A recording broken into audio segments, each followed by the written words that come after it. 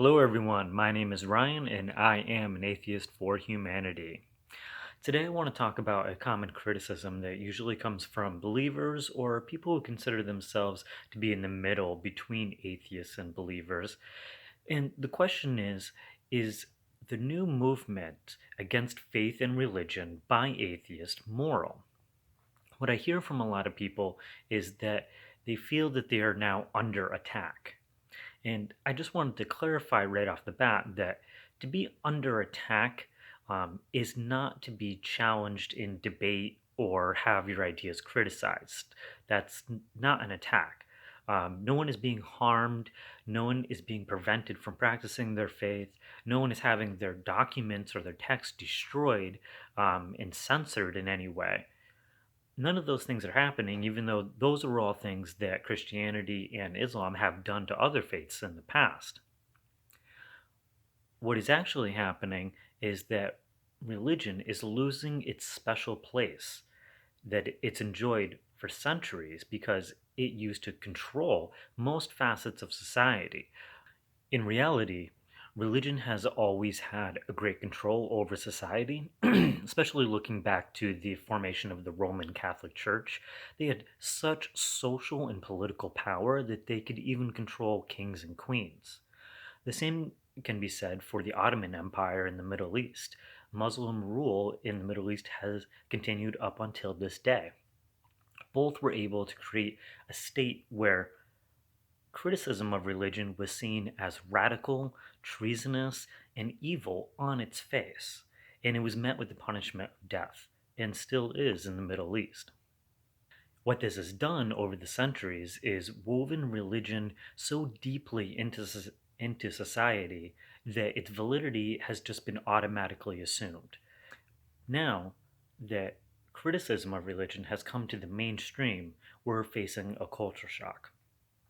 Religion in the West has lost its special status as being beyond reproach, and we're making real, fair criticisms of both the institution, the system, the claims, of all of those things. But it's a very uncomfortable process for people who believe in those things because they've never had to face criticism like this before. That being said, there will always be individuals who are mean spirited, but looking at the big picture overall, criticism, even harsh criticism, is not immoral. Okay, so why do we have to criticize religion and faith at all? Well, we have to recognize that religion is a set of claims, and all claims that are made by anyone are put through a level of scrutiny to determine truth, right? That is a natural process. The problem is that religion has never actually undergone this scrutiny because it forcibly prevented people by fear of death from actually criticizing religion and the doctrine, both in the West and in the Middle East. So now religion is going through that process of scrutiny where we can freely and safely talk about the flaws, the contradictions, the errors, and the impossibilities, and anything we want freely and openly. Now, religion is going through that actual process of scrutiny. It's not reasonable to put forth ideas such as Jesus being a demigod, there being a heaven and hell, humans owing their submission to Allah, and either the Bible or the Quran being the perfect moral guide in the world. It's not reasonable to put forth these ideas and not have them criticized. So, pretending to be unfairly attacked upon hearing these criticisms is just unrational. When it comes to moral criticism of religion, a lot of people argue, why can't you just let us live by whatever morals we want? Well, the reality is that's not what happens in any society. We pass laws because we refuse to let people live by any morals that they want. Each person in society has a special duty to criticize moral ideas. And we have to do that collectively as a society so that we come out with the best morals. The Abrahamic religions, especially, have a vast amount of issues that need to be criticized, both in the scripture and in the actions of institutions over time. The truth is that religions have always been behind social progress. Every major advancement that has ever happened, there has been the religious side of society pushing against that progress. So, yes, we have very good reason to be criticizing the morals of religion. The perfect example is the Catholic Church. I cannot think of a time in history when the Catholic Church has not been behind something outrageously immoral. Right now, as I'm making this video, they are aiding and abetting child molesters all over the world, defending them, spending money to defend them, hiding them. It is absolutely insane, and there is no excuse for it. It is an institutional endeavor. I've written a text post about this, which I'll put in the link below if you want to read more. And this brings us to the next question, which is what is the harm? Okay, to start off, I recognize that from an individual's point of view, they view this question of what is the harm from the point of their personal life, where they just go to church on Sunday, they do Bible study, they celebrate religious holidays with their family, and so they're asking, what is the harm being done here? But we have to look at the bigger picture. So when we look at the bigger picture, it's kind of hard to imagine that anyone would need to ask what the problem is. So right now, we live in a world that is gripped by terrorism. Islamic terrorists are killing people all over the world for their vision of what the world should be like. We also have Christian terrorists in the West that are killing minorities, attacking Jewish people. They're threatening civil war in America, all because they have a vision of what the world should be like according to their holy book. And both groups are ready to do violence against anyone who disagrees. Since Trump's election, we've seen a huge increase in racism, religious bigotry against Jews and Muslims, hate crime attacks, all of these things. And not to mention, we've all learned the history about witch trials, the Ottoman Empire, the Crusades, the wiping out of the Native Americans, the vicious bigotry against homosexuals that is still going on today. It's really kind of hard to imagine people asking, well, what is the harm? To me, the greatest harm done to society by religion is the expectation of a world ending event. This means that people are not willing to act on climate change because they have expected a world ending event to happen and they welcome it. They believe that this is part of their mythology and it will be a miraculous event.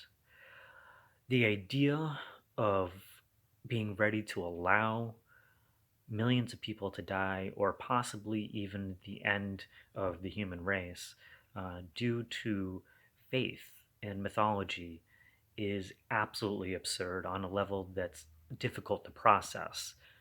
So, this brings us to the importance of reality. Right? There was a philosopher whose name I forget at the moment that said that society depends on our ability to agree upon reality. It's impossible to make decisions for the good of society if we cannot agree on common realities. And that's the problem that's happening with climate change right now, is that people disagree with the reality of the threat. So it's impossible to make proper decisions to save ourselves. Because religion is based in faith, which requires no evidence at all, then it inherently leads to disagreements about reality, and those positions can be held by ignoring all evidence because faith doesn't require any evidence in the first place. So even when something can be proven factually, such as, say, evolution, people still deny it, still deny that reality. So if you're a person who believes in creationism and you're trying to put creationism into public schools, and then I come with the evidence of evolution and say, look, your idea is impossible because of X, Y, and Z, and you're hurt by that, that's not my fault. I haven't done anything wrong.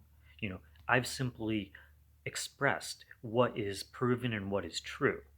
You know, unfortunately, people will always have feelings over their ideas being disproven, but that doesn't mean that something wrong is being done.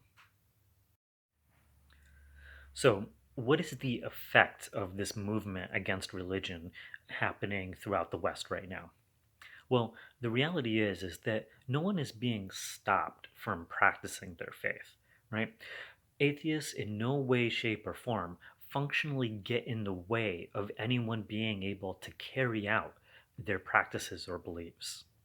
In America, especially, people are confused about this because they feel like their faith, Christianity, is being restricted. But what's actually happening is that Christianity is losing its special place and its dominance in society. Now Christians have to operate on the same level as everyone else and don't get to enjoy their special place in society. That is not oppression, that's equality. There are no laws in the West that oppress or restrict religions at all, besides upholding religious freedom for everyone. No, there are no laws that prevent religious people from doing basic things like holding office per se. Although in America, there are laws in almost every state constitution that say that an atheist cannot hold office. Today, virtually all of our representatives claim a faith of some sort, but polls often show that people would not accept a non believer serving in office, especially as a president. Some believers may point to social rejection that they may face for, say, being against homosexuality. And the bottom line is that if you hold an immoral belief, you will be socially rejected. This is no different than anything else. Your ability to recognize whether something is immoral is your problem. And if you can't recognize that you're promoting an unmoral belief, then it's not everyone else's fault for rejecting you. And speaking of moral rejection or social rejection, like I said earlier, religion has been behind or against every moral advancement that we've ever had in Western society. So right now we're facing a point where homosexuality is becoming accepted because it has been proved to be a non issue. Yet people of faith are still persecuting people of different sexualities and genders. So there's going to be this hindsight 50 years from now when conservatives give up on this position and they accept homosexuality as perfectly normal, which is starting to happen. They'll look back and it'll be well understood why people, say, in colleges are facing social rejection for this position. This is not a wrong being done to believers, but rather the rejection of a wrong being done by believers. The only real oppression that any religious people face is from other faiths, right? Like I said, in America, Jewish people and Muslims are highly persecuted here. There are death threats against them, attacks against them, murders. In the Middle East, non Muslims are in danger. They are attacked. They can be hung for blasphemy, right? That's the situation that's actually happening. Okay? Non believers, atheists, are not oppressing or attacking anyone. Uh, the real damage is only done by one religion to another. For some people, instead of debating the points against religion, they rather admit that all this criticism will bring down these institutions, and they say that that in itself is wrong. However, it is irrational to try to force or demand do that people don't criticize or scrutinize ideas and belief systems that are put out in the world, especially when they're doing so much damage on our world. Now that this criticism has reached the mainstream, what we're finding is that religion cannot stand up to scrutiny. And the reality is if religion can't stand up to scrutiny, it's not the fault of the person making the scrutiny. It's the fault of the person promoting a claim that can't stand up to scrutiny. There's never anything wrong about proving that something is false. We have a responsibility in society to collectively determine what is true and what is best for all of us. We're starting to go through a major transition in society right now where religion is losing its validity, its power, and likely will start losing its presence in society. This will understandably be uncomfortable for believers as they watch the world transition into new ideas which are completely unfamiliar to them. However, this happens in society over and over and over again. And a perfect example is to look at when we transition from believing that illness and disease was of a spiritual nature to recognizing that it was of a biological nature and actually learned how to treat it.